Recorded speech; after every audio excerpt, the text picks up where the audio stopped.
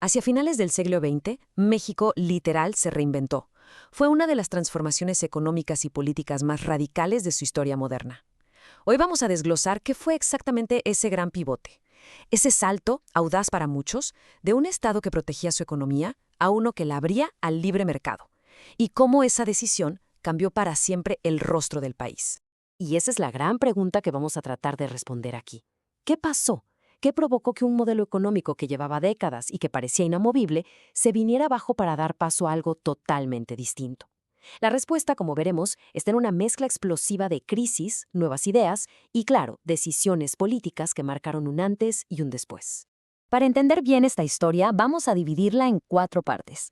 Primero, vamos a hablar del giro neoliberal en sí, después de los presidentes que lo llevaron a cabo. En tercer lugar, cómo México se conectó con el mundo de una forma totalmente nueva. Y al final, usaremos la ciencia y la tecnología como un caso de estudio para ver cómo este cambio llegó a todos los rincones. Vamos a empezar. Ok, primero lo primero. Para entender por qué México cambió, tenemos que entender por qué sentía que tenía que cambiar. Y todo comienza con una crisis económica muy profunda que simplemente agotó el modelo que se venía usando. A principios de los 80s se acabó la fiesta. El modelo de un Estado que vivía de la supuesta abundancia del petróleo simplemente se estrelló. El gasto público estaba por los cielos y la deuda externa era asfixiante. Esto llevó al país al borde del colapso, con miles de empresas quebrando. El diagnóstico en ese momento fue populismo mal llevado.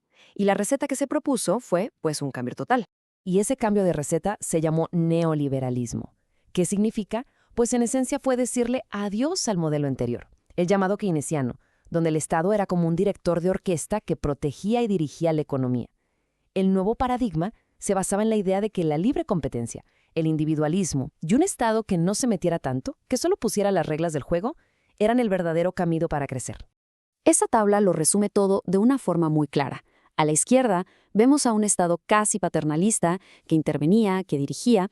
A la derecha, un Estado que actúa más como un árbitro, que solo garantiza que se cumplan las reglas. Y ojo, esto no fue una simple reformita, fue una reinvención total de lo que significaba gobernar en México.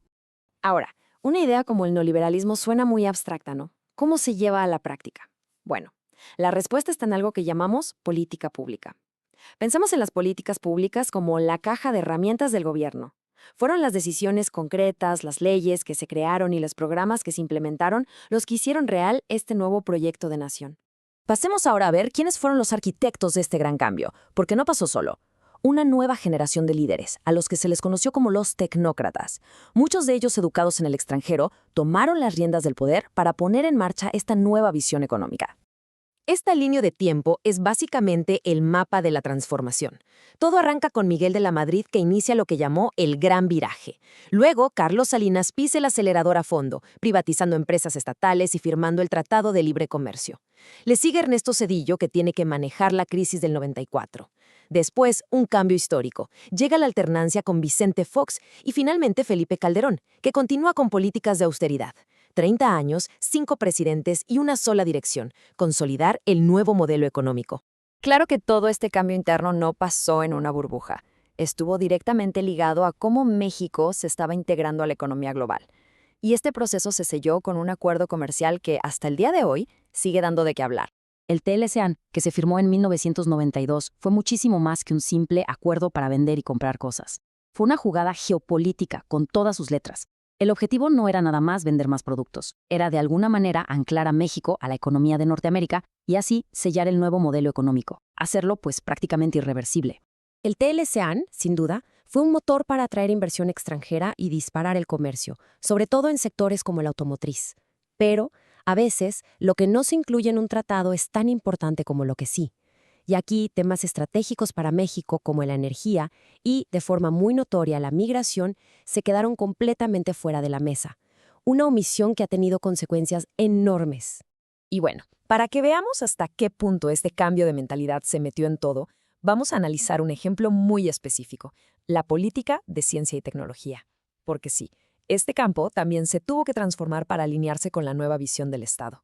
Y este ejemplo lo dice todo. De repente, la ciencia ya no era solo sobre descubrir por el placer de descubrir, sino sobre producir, sobre ser económicamente útil.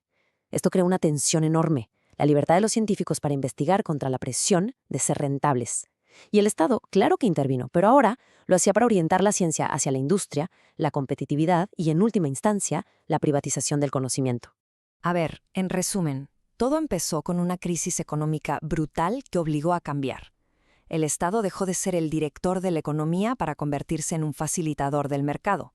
El Telecán fue como el candado que aseguró este nuevo camino. Y esta nueva lógica de mercado, de competitividad, se filtró a todas partes, incluso a la manera en que se pensaba sobre la ciencia y la tecnología. Y así, con todo este contexto, llegamos al día de hoy. Después de décadas con el enfoque puesto en la competitividad, ¿dónde queda la ciencia en México? ¿Hemos encontrado ya el equilibrio entre generar riqueza y generar conocimiento para el bienestar de toda la gente? La respuesta a esa pregunta, pues, es la que está definiendo nuestro futuro ahora mismo.